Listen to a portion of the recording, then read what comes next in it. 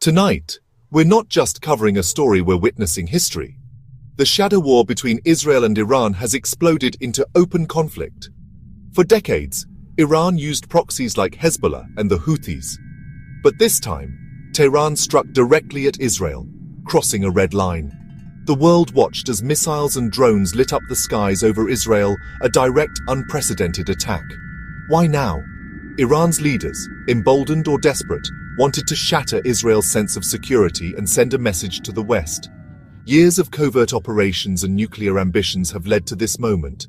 Israel, always vigilant, now faces a public, terrifying confrontation.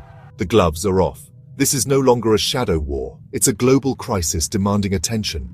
As of June 21, 2025, we stand at a crossroads. Will Israel retaliate? Will Iran escalate? Are we on the brink of a regional war? The first shots have been fired. The world waits for the next move. Tonight, we seek answers to questions that could shape the fate of millions. Let's cut through the fog of war and look at the facts. Iran claims it launched hundreds of missiles and drones, boasting of a successful strike on Israeli targets. Israeli officials counter with a different story. A 99% interception rate, minimal damage, and a nation protected by advanced air defenses. Both sides are waging an information war, each shaping the narrative for their own people and the world.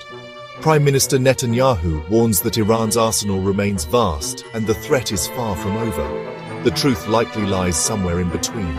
Perhaps more damage occurred than Israel admits, or perhaps Iran's attack fell short. What's undeniable, a direct missile assault of this scale is historic, and Israel largely withstood it. But the psychological impact is profound. This isn't just about missiles, it's about fear, perception, and control of the story. Tonight, the war for truth rages as fiercely as the battle in the skies. The world is watching, and the stakes have never been higher. The conflict isn't just military, it's economic. At the port of Haifa, Israel's gateway to the world, fear now overshadows commerce. Major shipping companies are rerouting, unwilling to risk missile strikes or drone attacks. Insurance costs are soaring, making trade with Israel risky and expensive.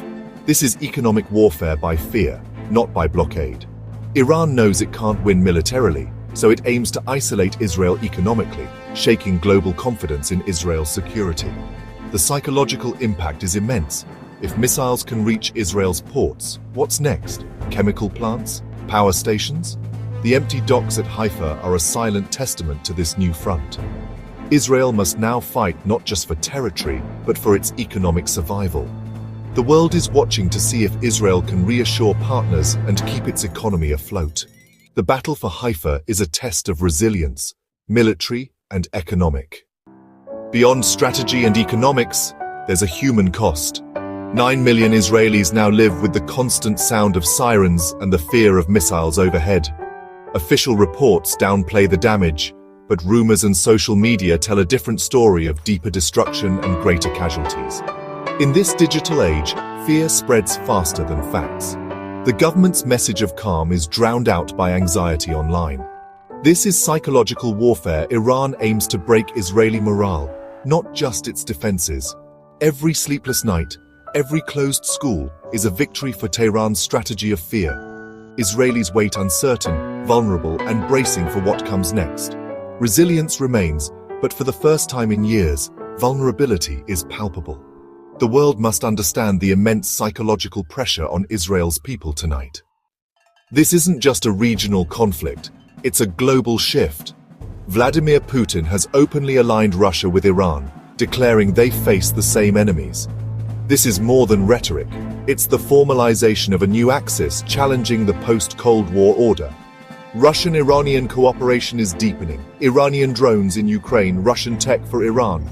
Now an Israeli strike on Iran risks provoking a nuclear-armed superpower.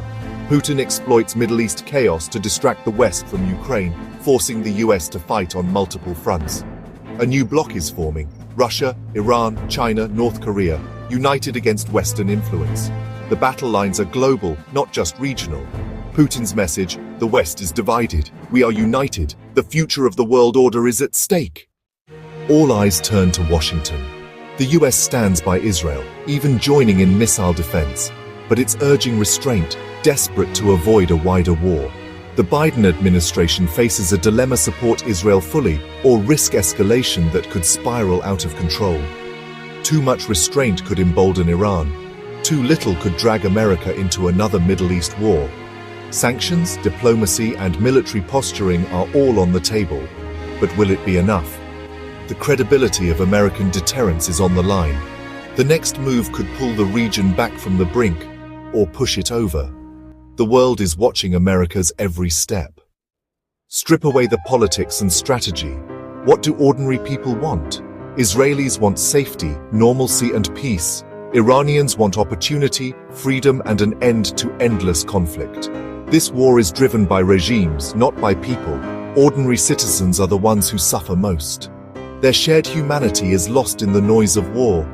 The path to peace requires more than de-escalation. It demands a new vision for the region. The world must support the aspirations of both peoples. Security for Israelis, hope for Iranians. If this fire spreads, it will consume us all. The choice is clear: endless conflict or a future of hope. The world must choose wisely.